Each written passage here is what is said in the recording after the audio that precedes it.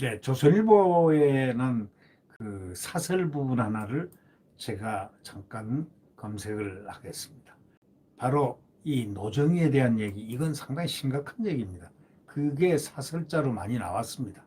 선거 관리를 갖다가 이번에 하면서 소쿠리 선거를 만들었던 바로 장본인입니다. 선관위의 장본인, 선관위원장입니다. 그리고 토요일날 그 사전투표가 진행된 그날 당연히 출근을 해야 함에도 불구하고 오늘 토요일에서 출근 안 했다, 이렇게 얘기한 사람이 노정희입니다. 토요일이라서 출근 안 했다는 것입니다. 그리고 선거 관리를 뭐 이곳저곳 뭐 후보자가 다른 후보자 이름이 박힌 게 튀어나오질 않나, 뭐 하여튼 이름 말할 수 없는 정말 여러 가지 관리의 모순이 나타났는데, 자칫 잘못하면 나는 4.19 제2의 4.19가 일어나지는 않을까 노심초사했습니다. 그런데 이러한 선거 관리를 잘 못했으면 사퇴를 해야 되는 거 아닙니까? 근데 안 하겠다는 겁니다. 잘해보겠다는 겁니다. 그러니까 이 조선일보 사설자는 제목을 어떻게 그런 줄 아십니까? 선거관리 파행을 자초한 노정희와 민주당의 파렴치한 남의 탓, 이런 제목의 사설을 걸고 글을 썼습니다. 사전투표 혼란에 대한 책임을 당연히 져야 되는데 또 누구를 갖다 목을 쳤냐면은 쉬겠다는 방침을 정했냐면 선거정책실장하고 선거국장 등 실무 책임자들을 교체할 방침이라고 합니다. 아니 자기가 교체돼야 되는데 그 왜 실무자들을 대신 목을 치려 한다는 겁니다. 그러니까 해당 사태로 직면했던 노 위원장은 최근에 뭐라고 그랬냐, 앞으로도 잘하겠습니다 하고 거부 의사를 밝혔습니다. 그만두는 것을 놓읍니다. 선관위 수장 자신이 짊어져야 할 짐을 갖다가 아랫사람한테 탁 떠넘기고 나는 좀 자리 보존하겠다, 뭐 이거 아니겠습니까? 자, 코로나 확진 격리자 사전투표에서 유권자들이 기표한 투표용지를 소쿠리라든가 라면 박스, 또 그뿐입니까? 쇼핑백, 뭐 이 바구니 같은데 다 모아서 그것도요 모아 옮기는 황당한 일들이 벌어졌지 않습니까? 생각해 보십시오. 민주주의 선거의 가장 기본이 뭡니까? 우리가 초등학교 시절부터 배웠던 게 뭡니까? 선거의 기본적인 원칙, 직접 선거, 비밀 투표, 그 원칙 아닙니까? 직접 우리가 하고 비밀이다, 이 원칙이. 이 선거의 원칙을 갖다 법에 있는 민주주의 선거의 기본, 이거를 갖다가 완전히 어겼으면, 그걸 어겼으면 특히 대법관을 지금 하고 있는 사람이, 법을 하고 있는 사람이 선관위원장을 겸직하고 있다면 당연히 그건 물러나야 되는 거 아닙니까? 그러니까 심지어는 변호사협회에서도 그날 뭐라고 했습니까? 바로 그냥 난리가 났지 않습니까? 이건 선관위원장 책임져라, 성명 발표까지 나왔습니다. 대한변호사협회에서 바로 그날 다음 날 성명서 발표한 그런 경우가 단 한 번도 없었습니다. 그래도 까딱없습니다.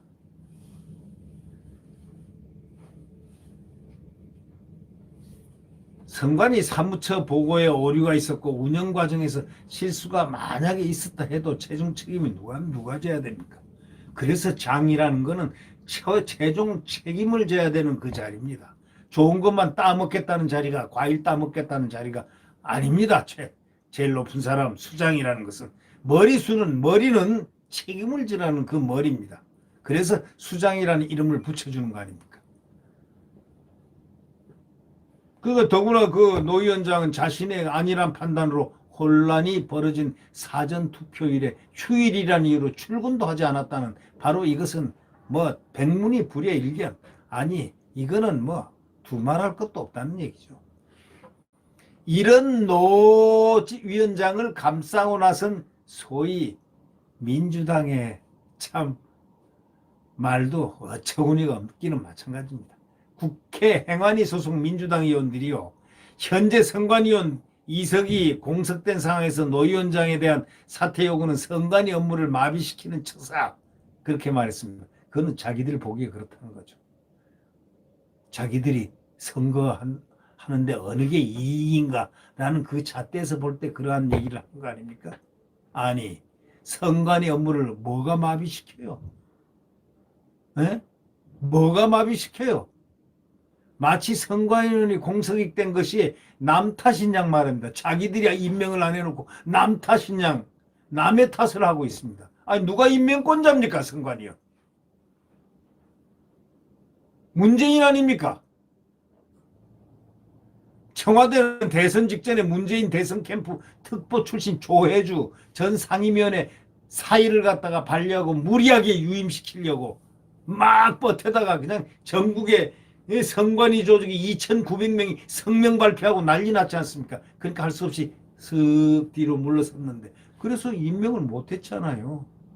또 여당은요, 인사청문회까지 마친 야당 추천위원에 대해서 본회의 상정까지 거부했습니다. 자진 사퇴를 유도하라 한 겁니다. 못된 짓 다 한 겁니다.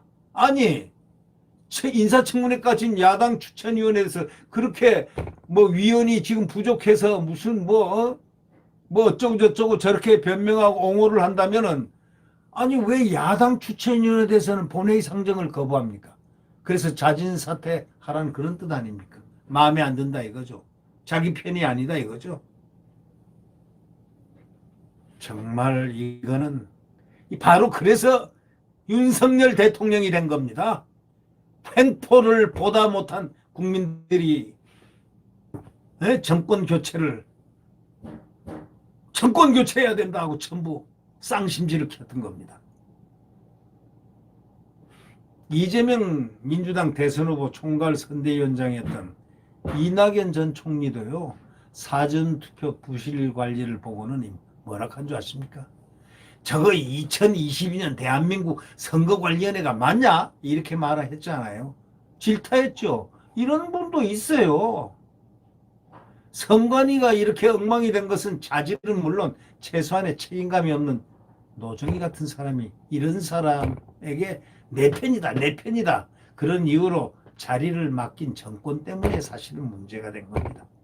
그래놓고 뭐 책임을 남에게 떠넘기려 하니까 그 파렴치한 그거에 대해서 국민들이 분노하는 것이죠. 그래서 사설자에 이런 글이 올라오는 겁니다. 여기뿐이 아닙니다. 지금 이 글 저글 막 올라와 있습니다.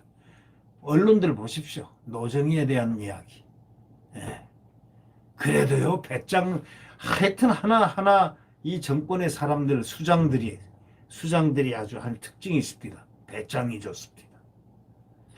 배짱이 좋아요. 특히 국민들 앞에서 배짱이 좋아요.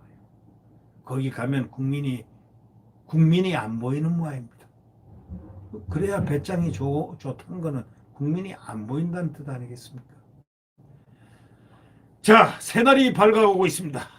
국방부 청사로 대통령 집무실이 옮겨지고 이 나라는 굳건한 국가 안보를 토대로 한 새로운 날, 그리고 국민들의 민생이 이 어려움, 이제 코로나 끝나 보십시오. 이게 경제 완전히 퍼지기 위해서 곳간이 다 되어 있습니다.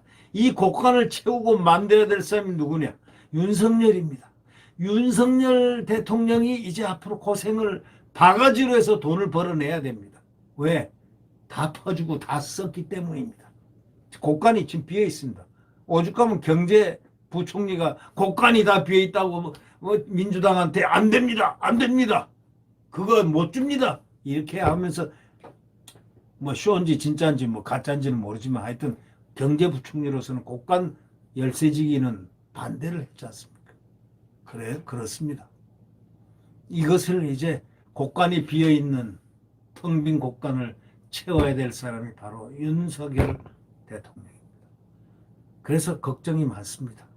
또 국가안보, 이 완전히 북한한테 녹아난, 참 완전히 녹았죠. 그냥 쏘아대고 미사일 쏘아대고 한마디 말도 못하는 해양수산부 우리 공무원이 가서 그냥 총으로 그냥 총격으로 죽어도 아무 말도 못하고 사살됐는데도, 예, 그것뿐입니까?